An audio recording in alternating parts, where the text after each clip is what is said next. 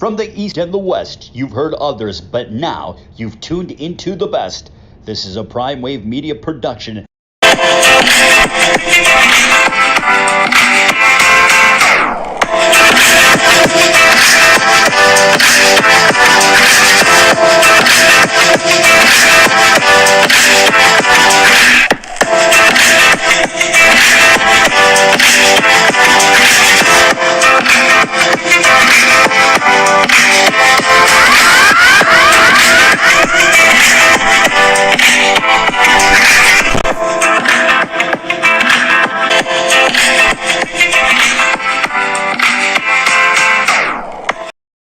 What's up, world? It's the one and only Pop DBIC, the Primetime Capper. I'm feeling good. I'm feeling great. I hope you are feeling the same, and it is time for the premier sports betting show, the PrimeTime Angles.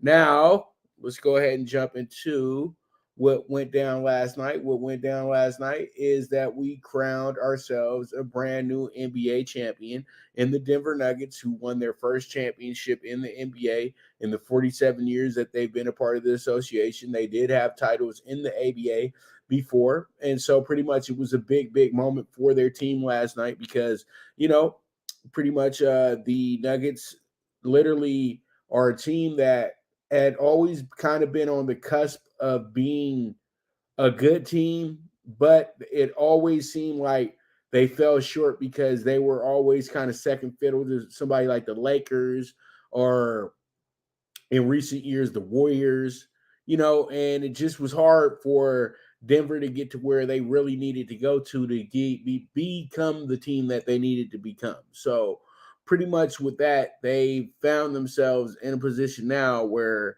they are very, very happy about where they're at. And I think that's an absolutely incredible thing because this team really was a team of destiny this year.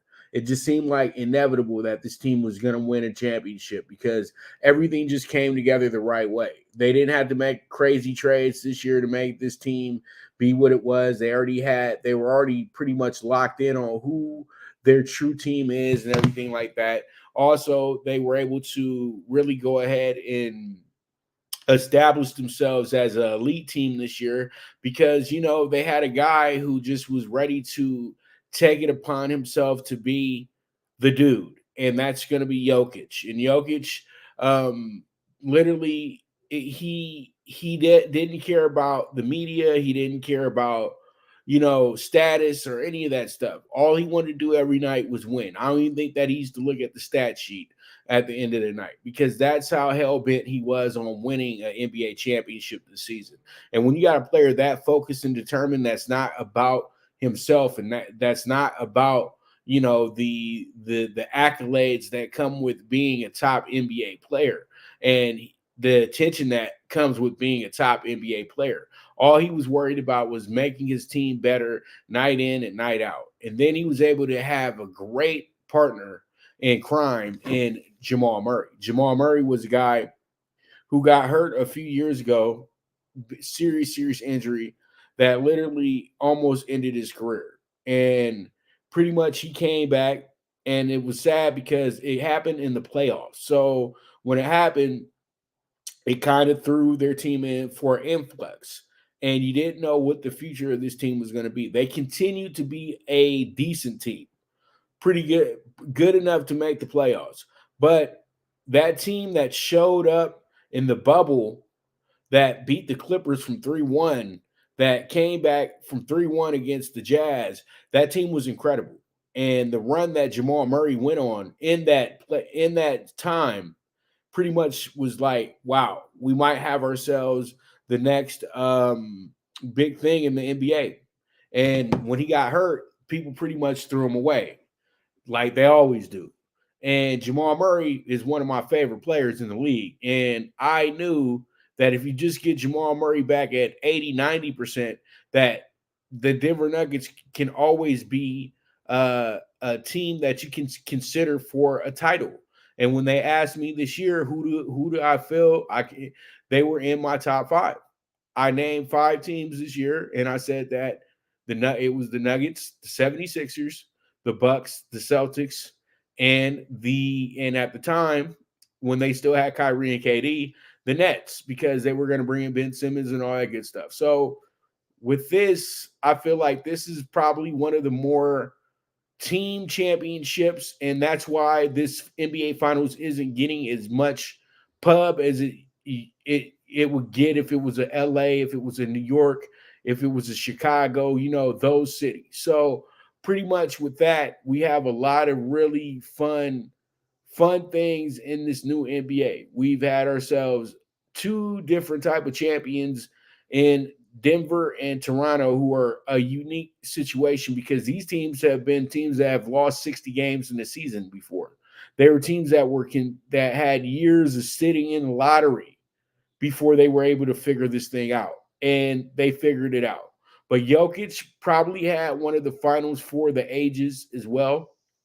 He'll put himself in that category of top 5 players to ever play in that type of series as well, with performance wise. And also, before I miss out on it, Jokic also was the first ever player to lead the NBA playoffs in points, assists, and rebounds. So it's just remarkable the things that Nikola Jokic was able to do in this playoff and how just nonchalant he was about the situation as well too. So it just really makes for a great story. This is going to be a great documentary when they make it as well. And this is one of the more dominant performances when it comes to winning an NBA final as well too.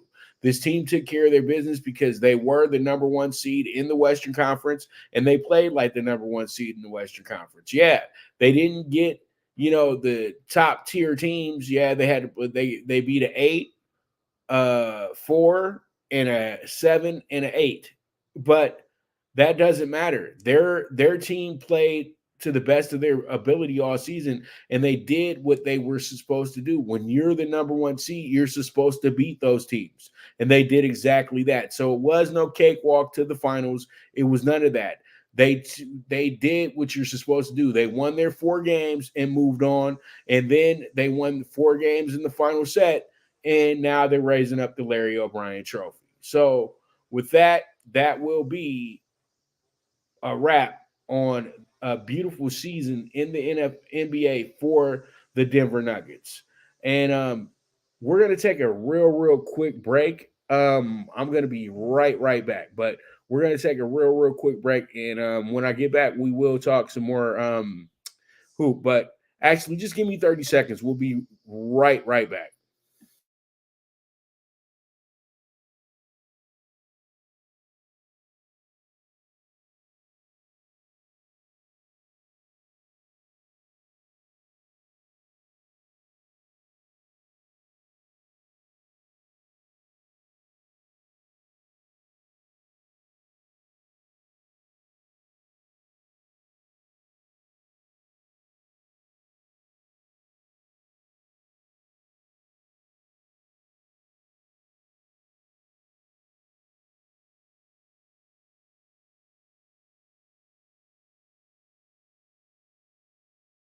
All right, we're back. We're back.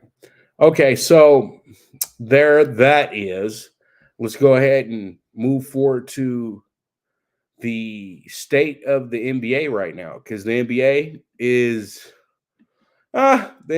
becoming kind of a scary place. Now you got 2 guys from what is it, the class of 2019 who got drafted, and they're in trouble. It's very simple. You got the number 1 pick, Zion Williamson, who's probably played about 40% of the games in his career, but he's been phenomenal in that, very short log of work. When you look at it, he's played about 60, 70 games career wise, and he's been phenomenal. Guy's been averaging 29 and a half points per game, and he easily does it as well too. One of the more dominant players that we've seen in some time in the NBA. But he's never healthy. And then he ran into a little bit of an issue with with some promiscuous stuff. That's what we'll leave it at. But I would say this though, I think that Zion probably is getting his wake up call, and that he's going to have to be a healthy basketball player, or it's over, because that pretty much is a linchpin to where people get their careers ended. Ja Morant is in a situation where everybody's antsy about when he's going to get suspended for the situation that he brought upon himself with flashing guns and, dancing and having a good old time and just being a young man, but not understanding that he's a NBA point guard who's at an all-pro level, and he's seen as a guy that they would want to make a face of the league. So that's something that he's going to have to deal with as well. But I wouldn't say that Ja Morant gets a whole year. That's just absolutely insane, and he can sue the NBA if that was to happen, because he didn't break any laws. So I would say that they'll probably go ahead and have him out the first 2 months of the year, possibly. He'll probably be suspended the first few weeks of the season, and that's it, because he's already been ridiculed so hard that what type of punishment is going to be very helpful towards him, and what type of punishment will be to where the NBA doesn't look like they're doing a little too much, so they're kind of got their hands tied up a little bit in this situation as well too. And then we got the draft. We have a draft that brings in a lot of questions, and it's kind of the end of the road for a lot of things that we've seen in the modern NBA draft. Where the college players will not be the spotlighted guys, where international guys are now the creme de la creme. And if you don't play international, you will have to be one of their G League Ignite guys. Now college players are seen as the third fiddle. And I think that's kind of sad, because who's working harder than the college guys? Those guys got to go to school. They got to go to practice. Then they got to go play in a game. Everybody else just gets to go practice and play in a game. College guys really have to deal with the actual rigors of life. The rest of these guys just get to play basketball and have a gift all day. So, I truly feel that the NBA is going to have to understand that they can't alienate the lifeblood that's brought them all the success in their league, because the international fad, the G League fad, they're fads. These guys aren't going to be good every year they come out, because these are anxious players that still haven't proven themselves. College guys have to truly prove themselves to really get to this level. And I truly think that this year's draft can be a draft that ushers in a new era of really good basketball players. It can be. But none of these guys are getting the publicity that you would usually get years before for this draft. It's just, oh, we have a draft, and this guy could be a first rounder, this guy could be a first rounder. And with the way that the NBA is not so predictable anymore, to where they just draft, that they're really drafting who they want on the board and not taking who the consensus is, it's a different day. So you don't have the guarantee of what this top 15 is going to be. You don't have a guarantee of what a top 20 is going to be. A lot of times when they put a top 20 together in the NBA, that used to really be the exact group that would take. That's exactly how that group would go, especially in the top 5. Nowadays, you have the top 5, and the top 5 will not be the top 5 that's mocked out. So you have a lot of things that, that makes the draft really unpredictable now. So you can't get excited about the players that are getting drafted anymore, because they're really not even proving themselves anymore either. Because a lot of them have been coming into the league, they go straight to the G League, and then you never hear from them again. So there's just a lot of things that the NBA is working out right now. And I know that the NBA is going to be in a good place moving forward. So, a lot of people have it to where, they have this idea that we still need to carry these older gentlemen. But I would say this: I'm hoping that Chris Paul and LeBron James do consider retirement. I truly do. Their buddy Carmelo Anthony's already went ahead and done it. I would say that they need to decide on that as well too, because let's keep it real. Both these guys been in the league 20 years, and it's about time. And I think it's best for the league when you have guys like Chris Paul, LeBron James retire, because now you can usher in the new era of basketball. You can, as guys like Curry and Durant, Kyrie, as they start phasing out as well too. Those guys only have about 3 or 4 years left in them as well, at best. So there's just a lot of things to iron out and work out. But the NBA, all in all, for the 76 season that they had, I would say that job well done. You know, a lot of people probably wouldn't agree, but I say job well done. So pretty much that's a wrap for the NBA 2023. So let's go ahead and jump into our next topic, and we jumping into the NFL. And the Pats looking to get back to the top of the AFC East, but how? But how? Bill Belichick has DeAndre Hopkins visiting the Patriots for the next few days, and that should be something that comes out of that. That could be something big for the Patriots, you know.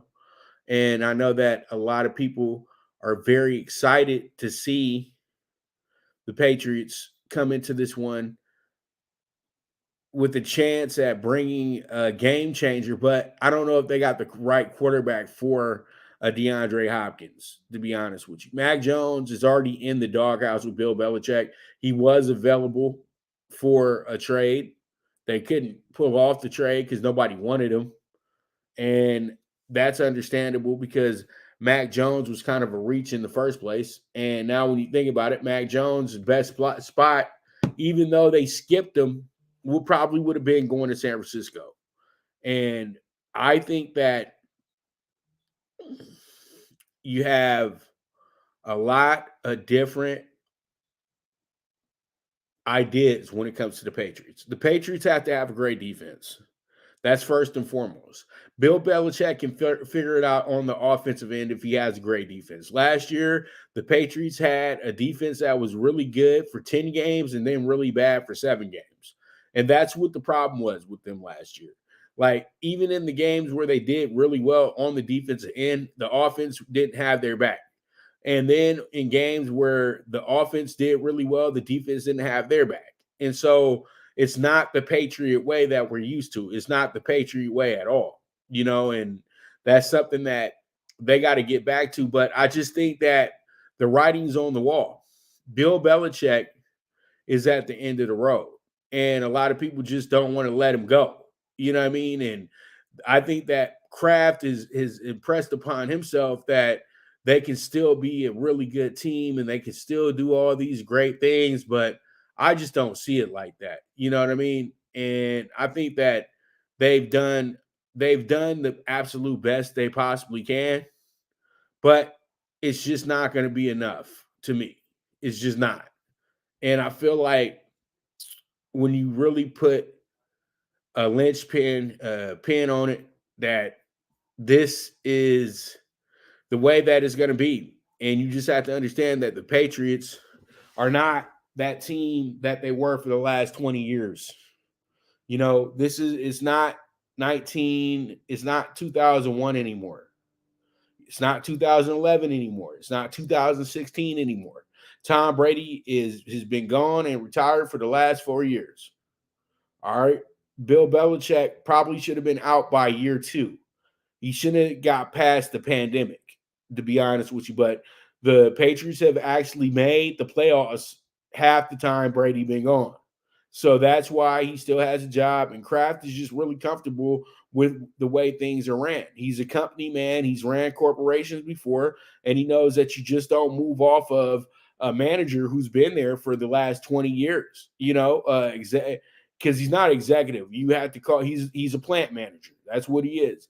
But he's the guy that you trust the most because you guys built this thing together.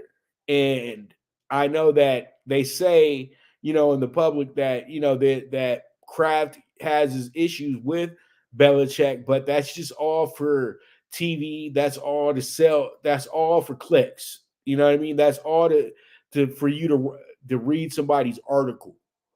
I think with the fact that the way that they drafted this year, they drafted with the idea that they are invested in being youthful and being a younger team.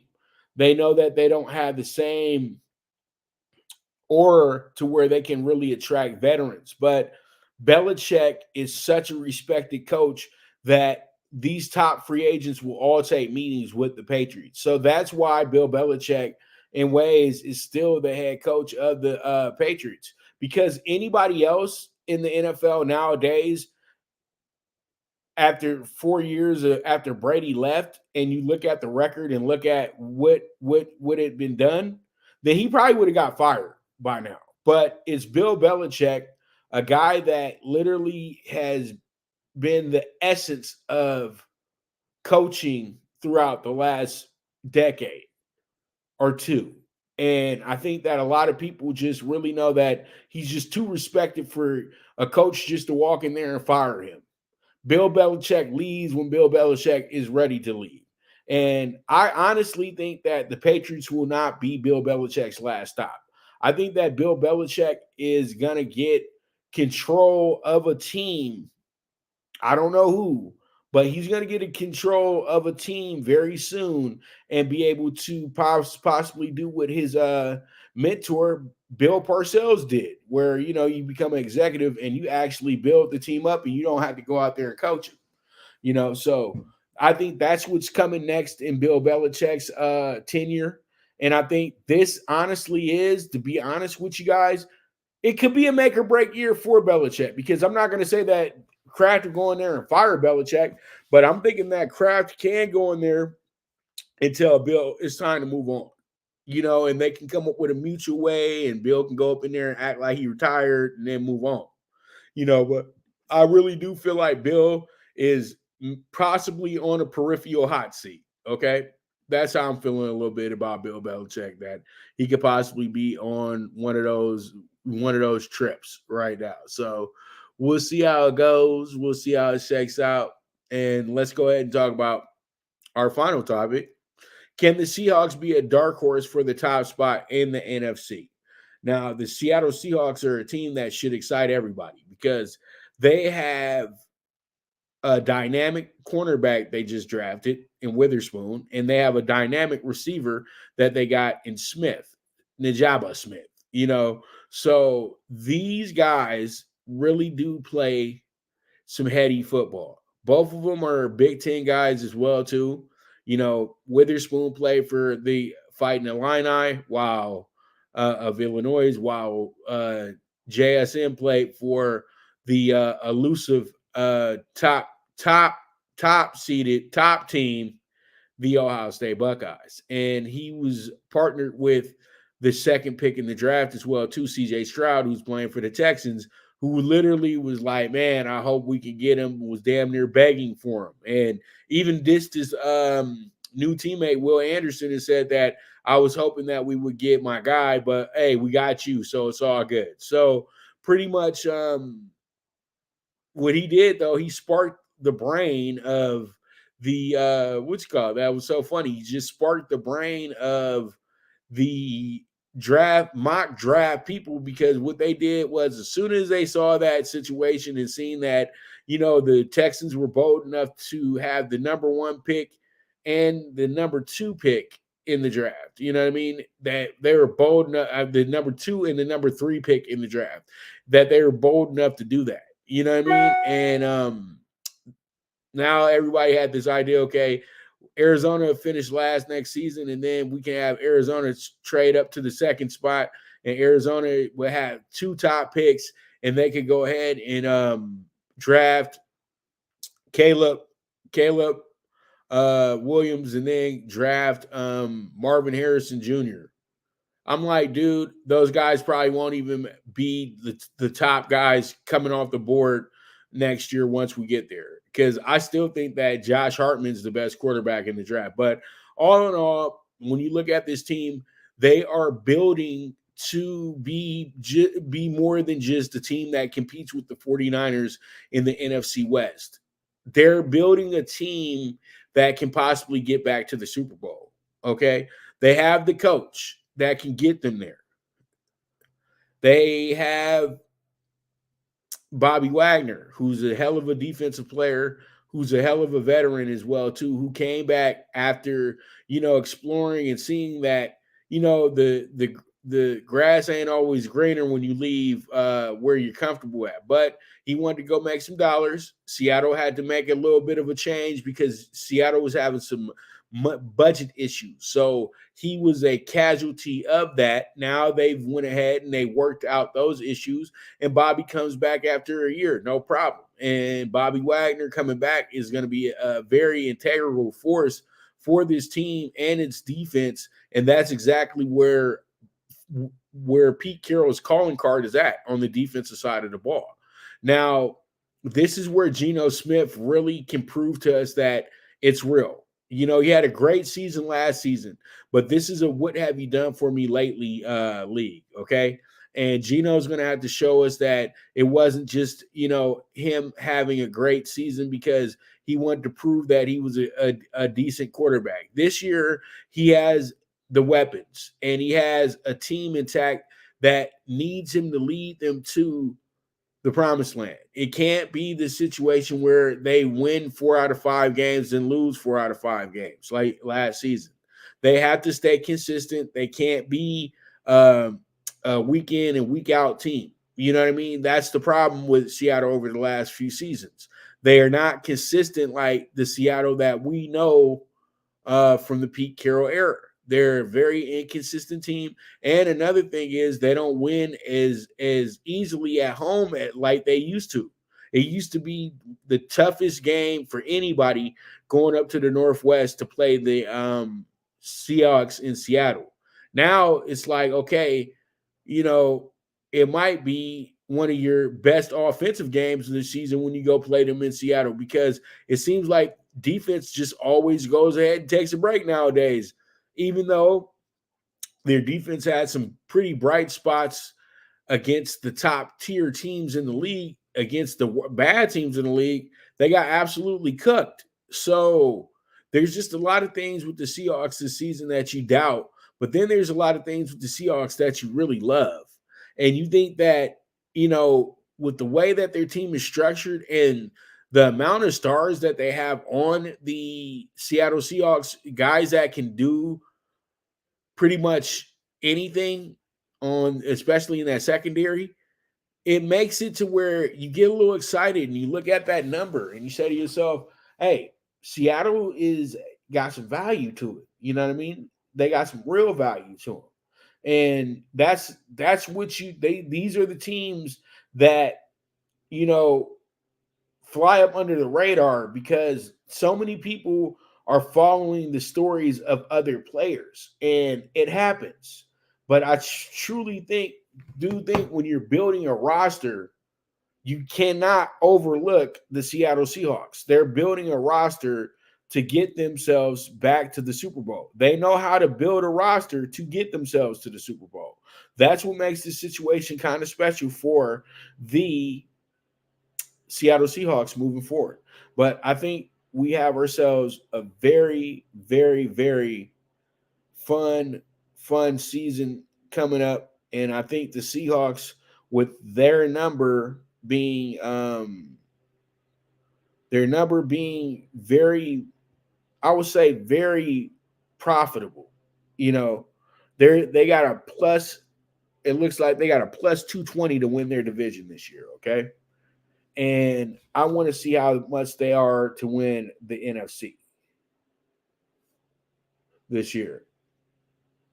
And to win the NFC this year,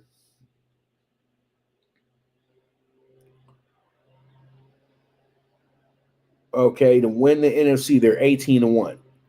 260 to win the NFC. And their regular season win total was at over 8.5. That is that is a very hittable number. That's a minus 130. I don't like to say free money, but that may be free money right there with the over 8.5. I definitely expect that team to win 11 games or better next year. So with that, we're going to take ourselves a quick break. And when I get back, we're going to jump into some baseball. So you guys stay tuned. This is the premier sports betting show, the Primetime Angles, with the one and only Pop DiBiase, the Primetime Capper. Good News Only Racing Club, led by the legendary Doug O'Neill, the trainer of 2 Kentucky Derby winners and I'll Have Another and Nyquist. Also trained 2-time Breeders' Cup champ Golden Sense, who are just a part of a long list of thoroughbred champions trained by Doug O'Neill. The Good News Only Racing Club has a young core of horses to look out for in Dennis's Celery, Irish Heatwave, and Notre Dame, just to name a few. Win the day every day with the Good News Only Racing Club, a proud sponsor of the NFL Bet Exchange. From the East and the West, you've heard others, but now you've tuned into the best. This is a Prime Wave Media production.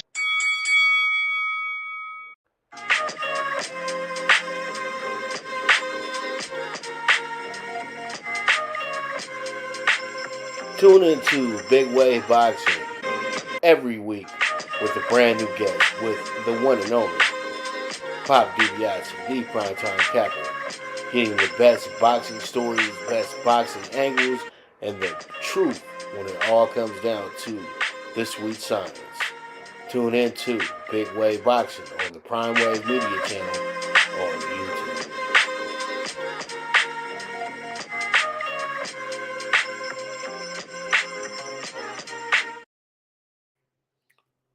And here we are. We're back with the premier sports betting show, the PrimeTime Angles, with the one and only Pop DiBiase, the PrimeTime Capper.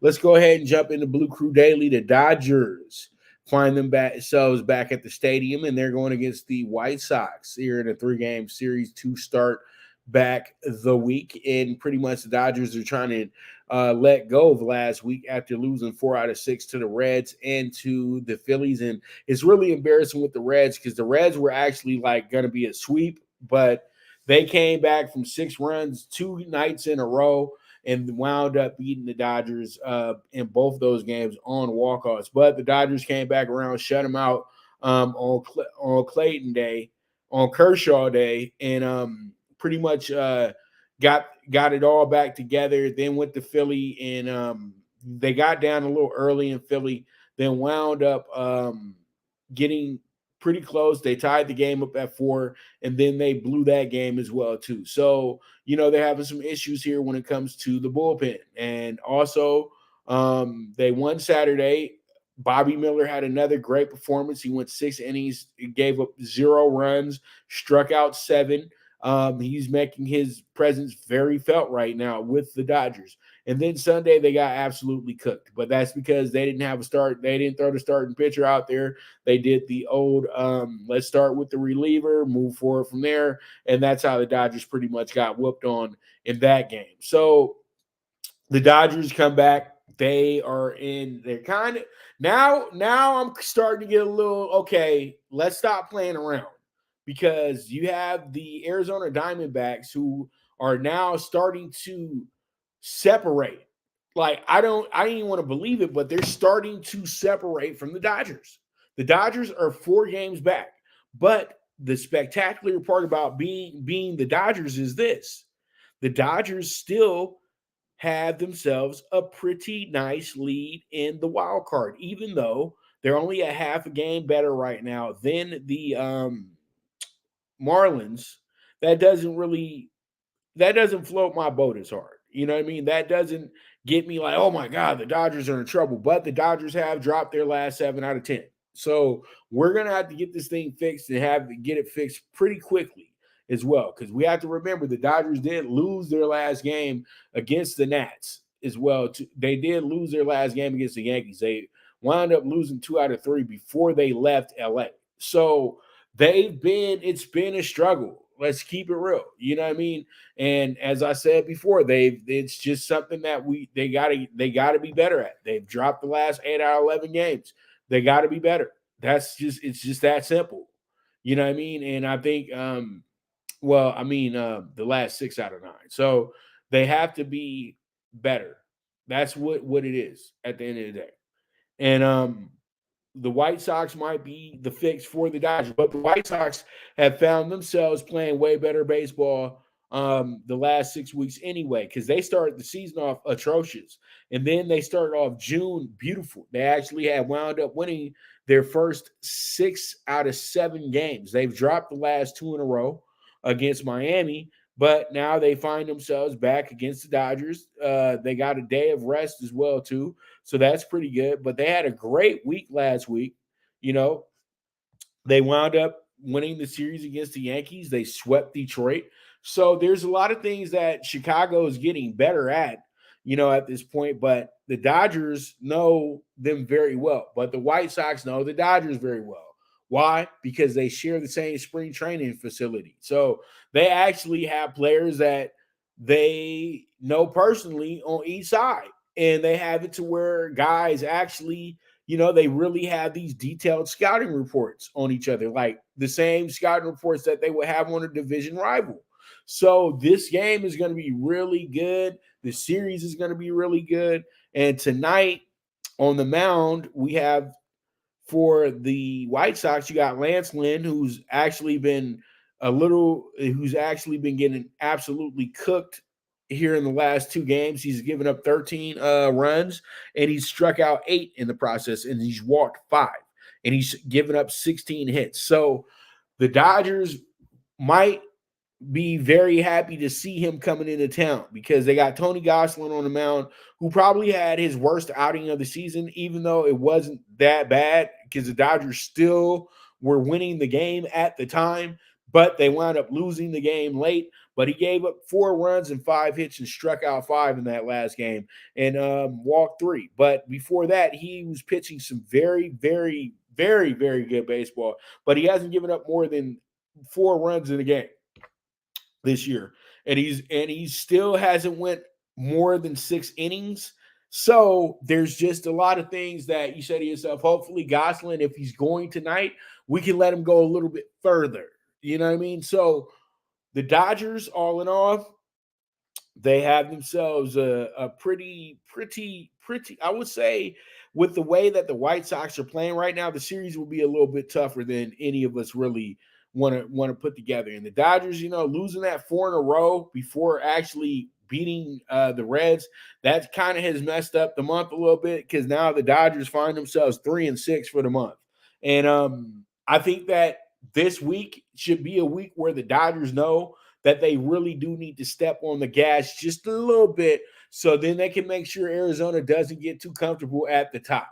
So with that, let's go ahead and move forward to our next topic, which is going to be MLB Tuesday night. And pretty much Tuesday night, we got a full schedule and we got a lot of interleague games tonight. So pretty much every game I'm talking about tonight is a interleague game. And the first one's first, the Subway Series. We got the Bronx versus Queens, Uptown versus the suburbs of New York. You know what I mean? So pretty much Queens and Bronx going at it, and we're going to have this one going down in Queens tonight, Southside, Jamaica, baby.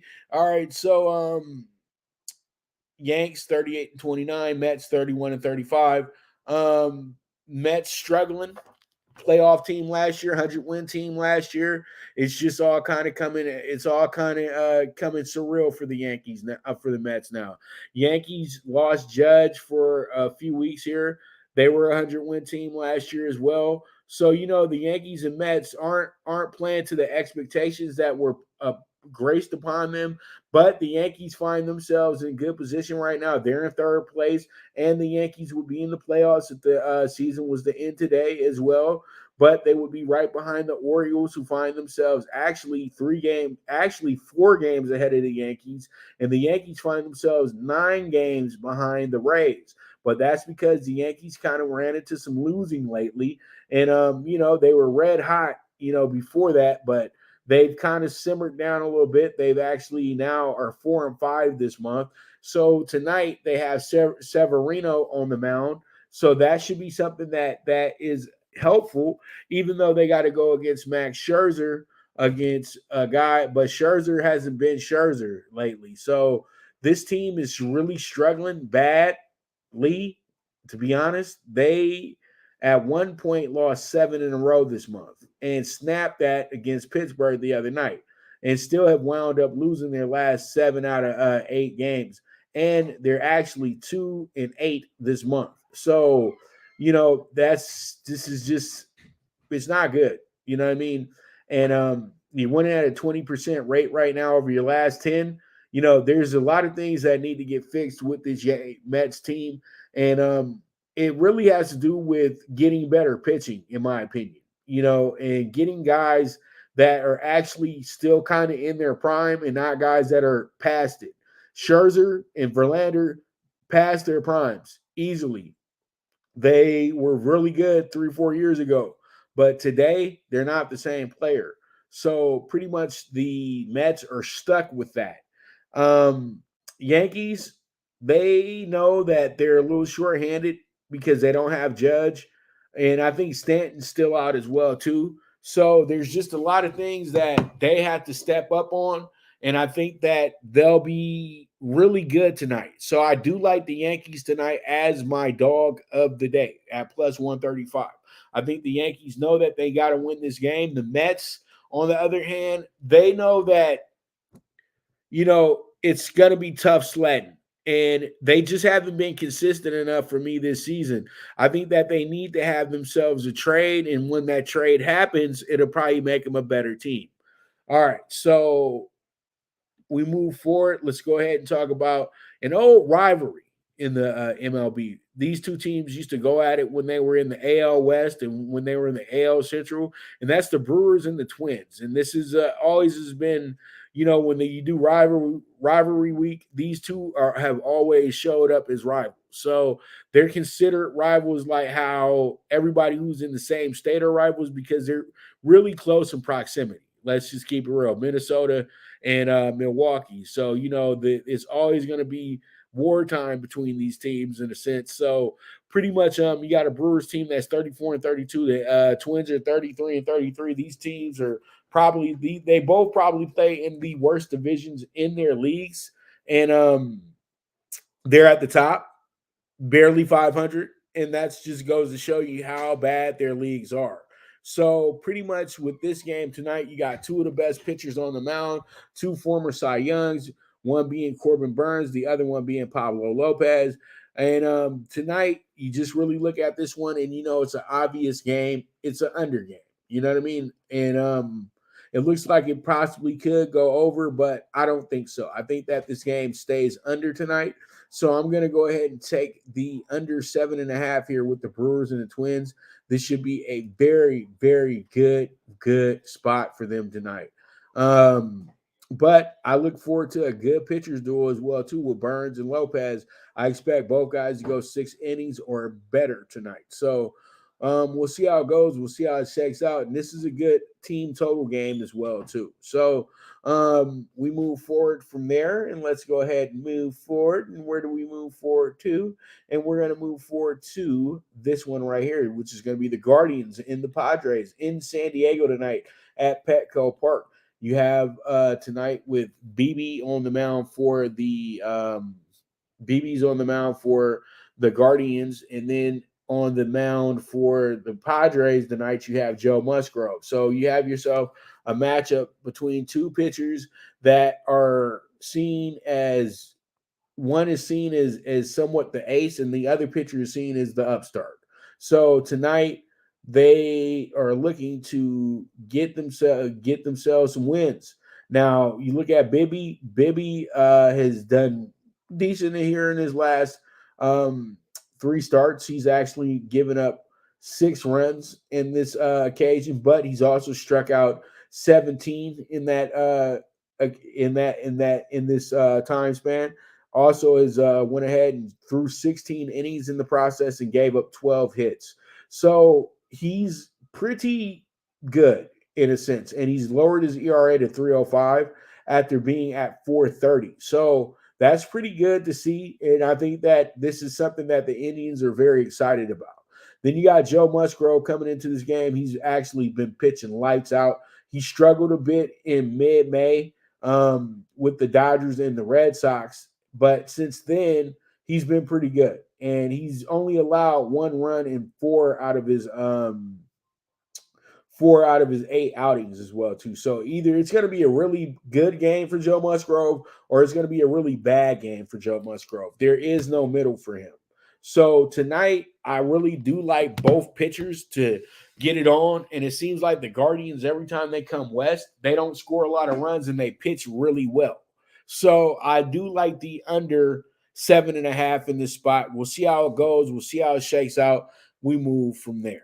All right, so let's go ahead and talk about pretty much the game of the night. And this is going to be the Phillies, who are 32-34, and the Diamondbacks, who are 41-25. The Phillies are now in flight mode, as I like to say, because Philly was struggling before they got Bryce Harper back. But now Philly is somewhat fully loaded. You know what I mean? Like I like to say, like they seem fully loaded at this point. So pretty much with that, I think that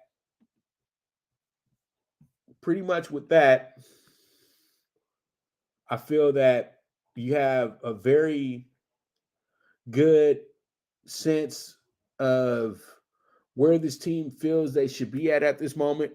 And I say this because the Phillies have played really good baseball. The Phillies actually had won 6 in a row. Dodgers ended that streak. And then they've actually won the last 7 out of 9. And that's pretty good because this team was struggling, and they needed this. They needed this time because going into the month of June, they had lost 3 in a row. So they are starting to find their mojo. They got their big money guy back in Bryce Harper. Bryce Harper's already hitting for 295, 3 home runs, 13 RBIs. He's been a godsend, but he's already striking out a lot as well too. So that's something that they want to clean up a little bit. But in 35 games, he's been pretty good. And in those 35 games, that's actually helped them be a better team. So there's a lot of things that are working out in their favor. And I think that, a lot of us,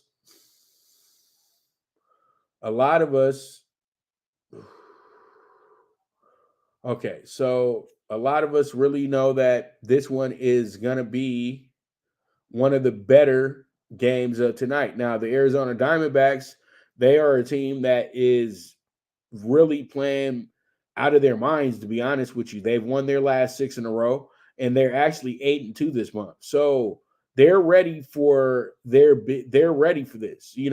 got the whole lineup can hit, it seems like. And then it's not their starting pitching, it's their middle relief that really, really does the job. Once they stick you at a certain run amount, that's going to be your run amount for the rest of the night sometimes. You know what I mean? Yeah, you can score 6 off their starter, but then wind up losing the game 7-6 because the thing is their bullpen literally shuts you down. So this team has a lot of elements that it takes to make a playoff. Do they got the elements it takes to make the World Series? That's another question, and we got to see exactly how this team is when they get to the fall. But at this point right now, this team is playing really, really good baseball. But tonight, I feel like this little momentum that the Diamondbacks have been rolling with, this six-game losing streak, actually ends tonight. So I got the Phillies winning this game with the -130. We'll see how it goes. We'll see how it shakes out. But that's going to be our MLB Tuesday night, all the games that I want to talk about. So you guys stay tuned. When I get back, we will get into talking tickets. And with that, this is the premier sports betting show, the PrimeTime Angles, with the one and only Pop DiBiase, the PrimeTime Capper. Now you and your friends can compete in the sport of kings and win big with Stable Duel. Get the app, pick your horses, and get in on the thrill of horse racing with daily games competing against other players. Bring home the glory and the cash and move up the annual leaderboard while you leave your competition in the dust. Get in the game with Stable Duel. Play, race, win. Good News Only Racing Club, led by the legendary Doug O'Neill, the trainer of 2 Kentucky Derby winners and I'll Have Another and Nyquist. Also trained 2-time Breeders' Cup champ Golden Sense, who are just a part of a long list of thoroughbred champions trained by Doug O'Neill. The Good News Only Racing Club has a young core of horses to look out for in Dennis's Celery, Irish Heatwave, and Notre Dame, just to name a few. Win the day every day with the Good News Only Racing Club, a proud sponsor of the NFL Bet Exchange. All right, here we are. We are back with Talking Tickets. Let's see how it goes. All right, so pretty much we have the Fever plus 175 money line, and then we have the under 171.5 with the Dream and the Liberty tonight, and then we finish off with the Mercury with -7. I know this is risky business because it seems like the Mercury are one of the more distracted teams in the league because they have Brittany Griner. And Brittany Griner seems to always kind of make everything like about her now. So it's like it's really tough to pick this team because I don't know where their focus is at, to be honest with you. I don't know how much they like playing with her anymore. I don't know about Diana Taurasi still thinking that, it's still 2011. There's just a lot of things that aren't looking good for the Mercury, but the Storm just aren't a good team. And they play much better when they're at home. They're not at home tonight. So that's why I'm taking the Mercury to win this game by double digits or better. All right, so we have ourselves the 79-1 pick six tonight. I like the Blue Jays tonight in the battle with the Orioles. This is going to be a pretty good one because the Orioles find themselves with the second best record in baseball at this point. And they really do want to go ahead and keep on pushing because they feel like they're better than the Rays. They actually have a winning record over the Rays this year as well, too. So I like the Blue Jays tonight, -120. I think that Bassett will be just a little bit better than Dean Creamer, who's actually been playing some pretty good baseball as of lately. But I think the Blue Jays edge him out just a bit here. Then we got the Rockies tonight. The Rockies going against the Red Sox. This is a pretty good matchup. I do like the way the Rockies are coming into this, and the Red Sox just can't be trusted. Let's just keep it real, okay?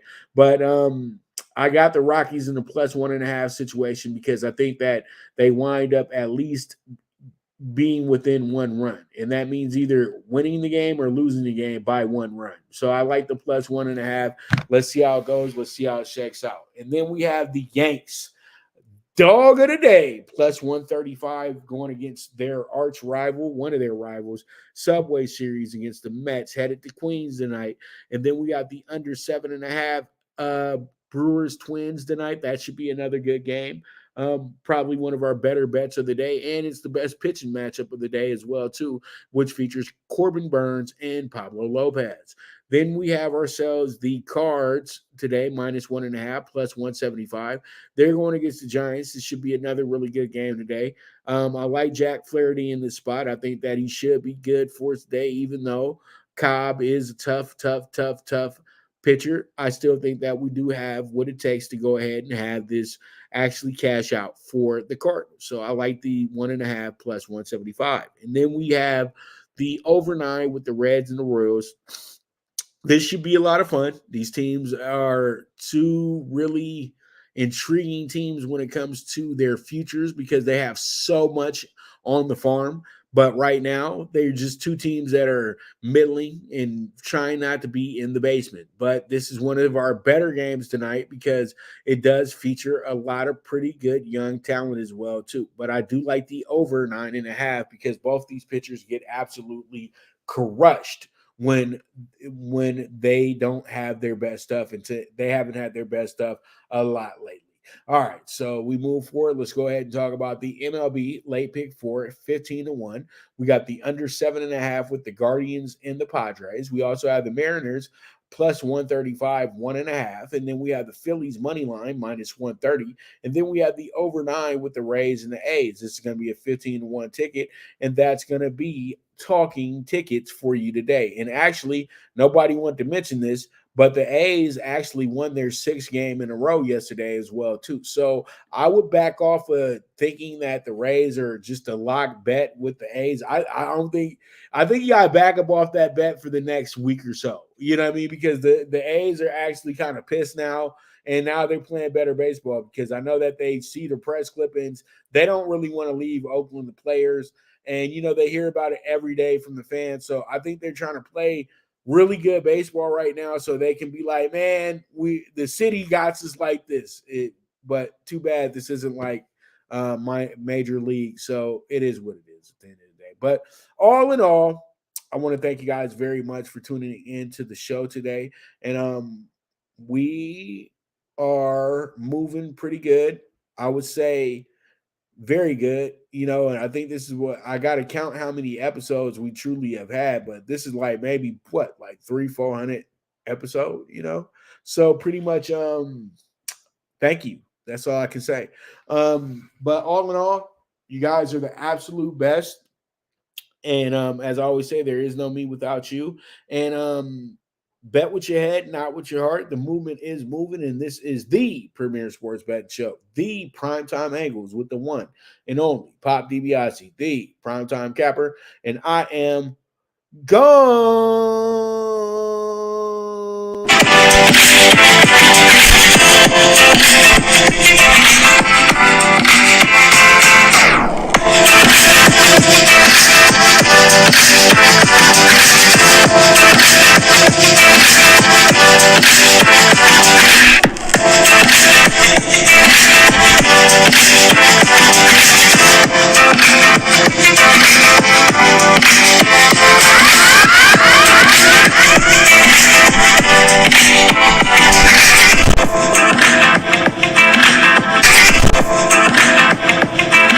From the East and the West, you've heard others, but now you've tuned into the best.